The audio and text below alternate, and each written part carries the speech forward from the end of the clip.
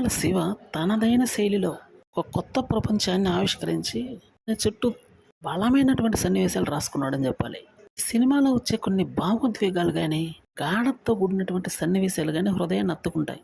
Triple మూవీతో pan Indian స్థాయిలో establish అయినటువంటి ఎన్టీఆర్ అలాంటి ధీటైన పాత్రను ఎంచుకొని దానికి అనుకూలంగా పేరునే హైలైట్ చేసే విధంగా నటించాడని చెప్పాలి. పాన్ ఇండియన్ రేంజ్కి తగ్గట్టు ఒక యూనివర్సల్ కాన్సెప్ట్ ఈ కథని చెప్పుకోవాలి. ఈ కథ సముద్రం నేపథ్యంలో సాగటం సగటు ప్రేక్షకుడికి ఒక కొత్త అనుభూతినిస్తుందని చెప్పడంలో డౌట్ లేదు. 90వ శతకంలో నడిచే కథతో సగటు ప్రేక్షకుడు లీనం కావడానికి ఎంతో టైం పట్టదు, అంత అద్భుతంగా ఉంది. బ్రిటిష్ కాలం నుంచి ఎర్ర సముద్రానికి బ్రిటిష్ వాళ్ళతో ఉన్నటువంటి మరియు అక్కడ జనాలతో ఉన్నటువంటి సంబంధం ఏంటి అన్నది అక్కడ బలంగా చూపించాడు. లింగప్ప అన్నటువంటి క్యారెక్టర్తో ఈ కథను చెప్పిస్తాడు కొరటాల శివ. సముద్రం ఉవ్వెత్తిన ఎగసిపడే విధంగా ఎన్టీఆర్ క్యారెక్టర్ ఇంట్రడక్షన్ అదిరిపోయే రేంజ్లో ఎంట్రీ ఉంటుంది. ఈ మూవీలో ఎలివేషన్స్ మాత్రం ఒక ప్రత్యేక ప్రాధాన్యతను సంతరించుకున్నాయని చెప్పాలి. నౌకల మీద వెళ్తున్నటువంటి కంటైనర్లని చాకచక్యంగా దొంగిలించడం, సన్నివేశాలను తీసినటువంటి థియేట్రికల్ ఎక్స్పీరియన్స్ ఎక్స్ట్రాడినరీగా ఉంది.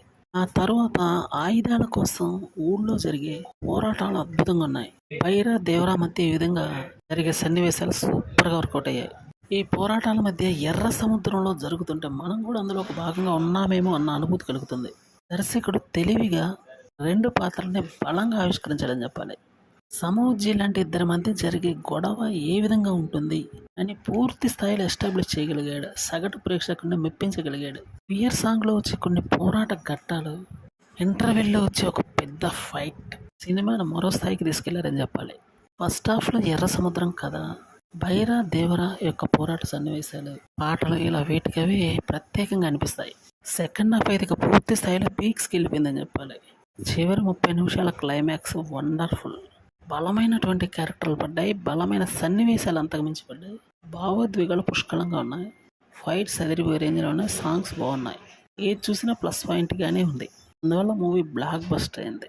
మూవీ యొక్క రేటింగ్ చూస్తే 10/11.